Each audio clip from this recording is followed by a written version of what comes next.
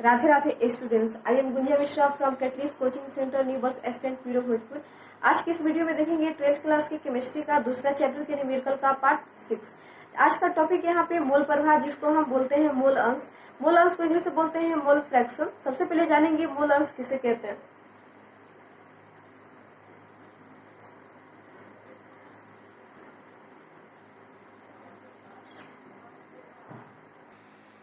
यहाँ पे लिखा हुआ है मोल अंश या मोल प्रभाज। मोल अंश को ही मोल प्रभाज कहते हैं, इसका इंग्लिश होता है मोल फ्रैक्शन।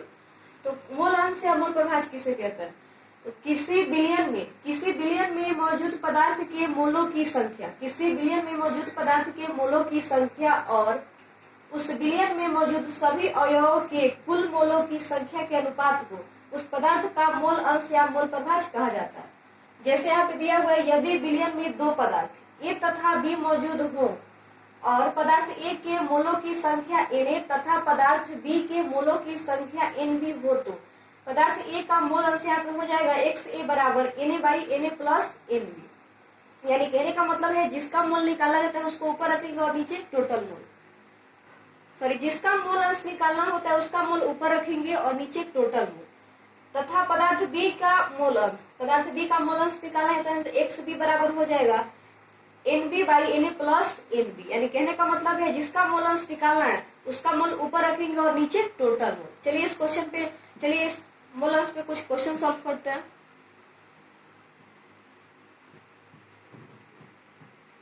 चलिए यहाँ पे क्वेश्चन दिया हुआ है, 1 kg जल में 100 ग्राम चीनी घोला जाए तो प्रत्येक पदार्थ का मोल अंश क्या होगा। यहाँ पे मोल अंश यानी मोल प्रभाज निकालना है, वो भी प्रत्येक पदार्थ का। तो यहाँ पदार्थ दो है यानी जल और चीनी। जल का भी मोल अंश निकालना है और चीनी का भी मोल अंश निकालना है। सबसे पहले यहाँ पे लिखेंगे,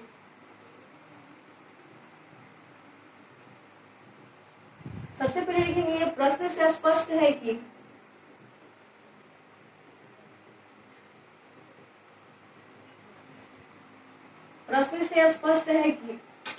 यहाँ पे जल का जो दिया गया भार है वो 1 kg। तो लिखेंगे प्रश्न से स्पष्ट है कि जल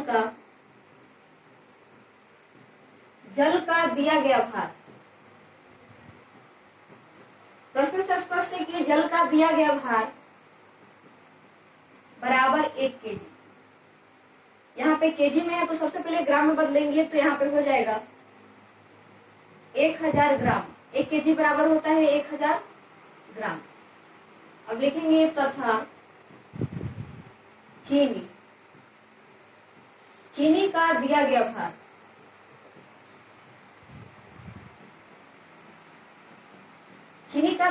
यहाँ पे दिया हुआ है 100 ग्राम। तो लिखेंगे 100 ग्राम। तो मोल अंश निकालने के पहले सबसे पहले मोलों की संख्या निकालना जरूरी है। तो मोलों की संख्या निकालने से पहले मोलों की संख्या बराबर होता है दिया गया भार वही अणु भार। तो सबसे पहले हम यहाँ पे अणु भार निकालेंगे।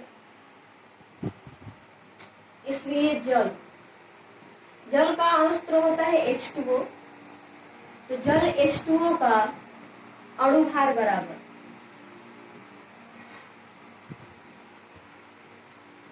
यहाँ पे H2O यानी हाइड्रोजन यहाँ पे 2 है तो लिखेंगे 2 गुने हाइड्रोजन का परमाणु भार प्लस, या O है ऑक्सीजन इसमें एक ही है तो 1 गुने ऑक्सीजन का परमाणु भार।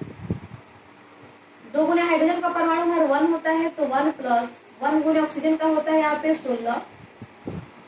यानी 2 में 1 से गुना करेंगे तो 2 प्लस 16 में 1 से गुना करेंगे तो 16 बराबर 18 ग्राम प्रति मोल। यहाँ पे जल का हम अणु भार निकाले तो आया 18 ग्राम प्रति मोल। अब उसके बाद निकालेंगे चीनी का, तथा चीनी का अणु सूत्र होता है C12H22O11। चीनी का अणु भार बराबर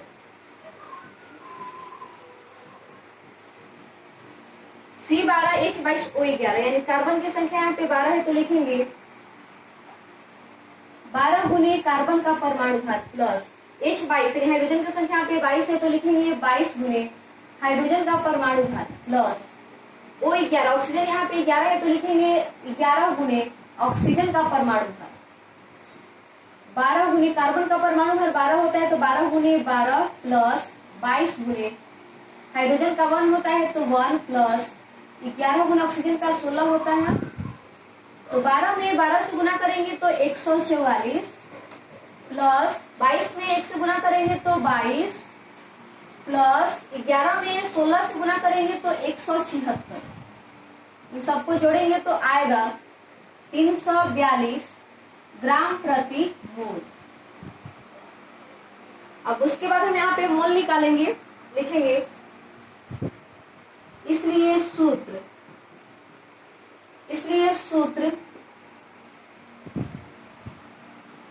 मोल बराबर होता है दिया गया भार बाई अणु भार से। तो सबसे पहले यहाँ पे मोल निकालेंगे हम जल का, लिखेंगे यहाँ जल के मोलों की संख्या,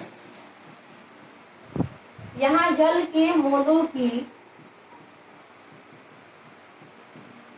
संख्या, इसको हम मान लीजिए यहाँ पे Na। तो Na बराबर दिया गया भार यहाँ पे है जल का 1000, तो लिखेंगे 1000 और अणु भार निकालेंगे तो 18 आया है, इसको कट कर देंगे तो यहाँ पे हो जाएगा 500 और ये हो जाएगा 9, यानी 500 बाई 9 मोल। यानी जल के मोलों की संख्या Na बराबर आ गया 500 बाई 9 मोल। अब उसके बाद निकालेंगे चीनी के मोलों की संख्या, लिखेंगे अब चीनी के मोलों की संख्या,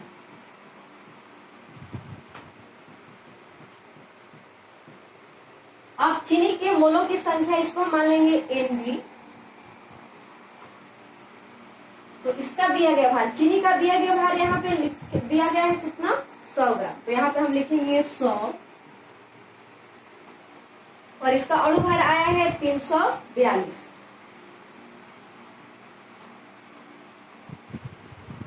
इसको 2 से कटाएंगे तो ये 50 और ये 171, यानी इसका आ गया 50 बाई 171 मोल। यानी Na बराबर आ गया 50 बाई 9 मोल, Nb बराबर आ गया 50 बाई 171 मोल। अब लिखेंगे इसलिए सूत्र मोल अंश बराबर, यानी XA बराबर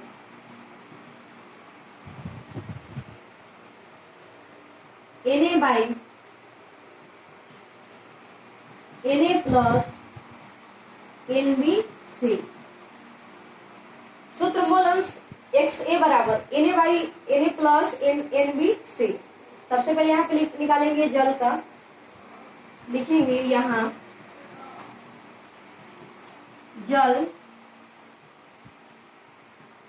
जल का मोल अंश XA बराबर, यहाँ पे जल का मोल अंश यहाँ पे XA है, तो चलिए जल का मोल अंश निकालेंगे यानी XA, लिखेंगे यहाँ पे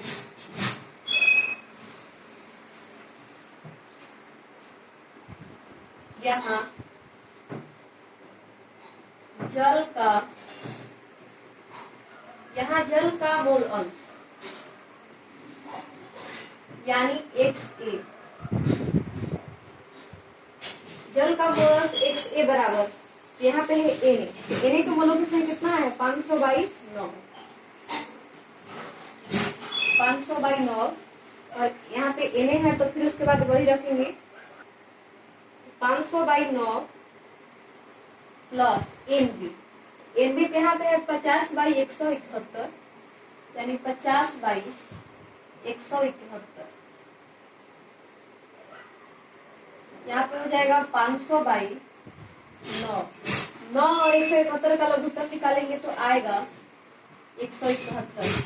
9 से 171 में भाग देंगे तो आएगा 19 और 19 में 500 से गुना करेंगे तो 9500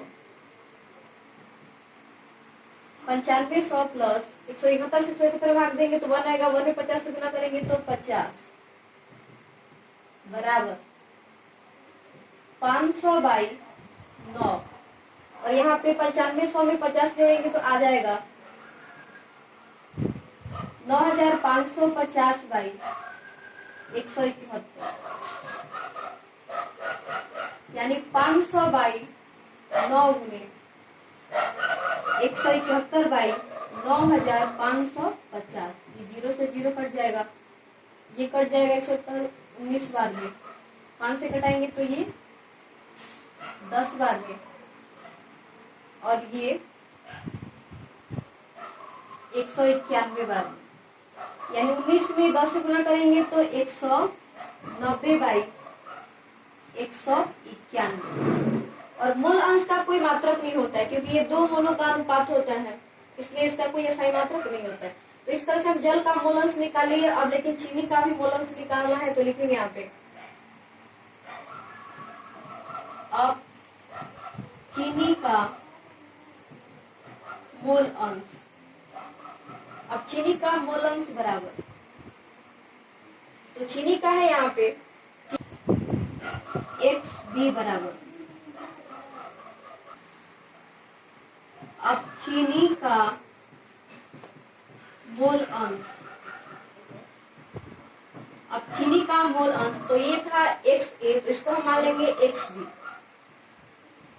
तो XB बराबर जिसका मोल अंश निकालना है उसका मोल ऊपर लिखेंगे और नीचे टोटल मोल। तो यहाँ पे चीनी का निकालना है, तो यहाँ पे क्या हो जाएगा, XA बराबर होता है Na by Na plus NB, तो हमको निकालना है यहाँ पे XB, तो यहाँ पे Na की जगह पे रखेंगे NB, NB by Na plus NB बराबर, यहाँ पे NB की जगह पे रखेंगे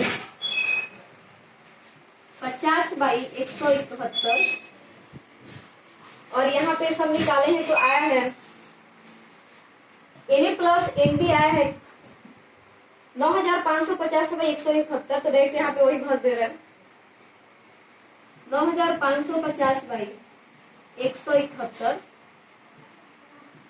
50 बाई 171 गुने 171 ऊपर चला जाएगा, तो 171 बाई हो जाएगा 9550।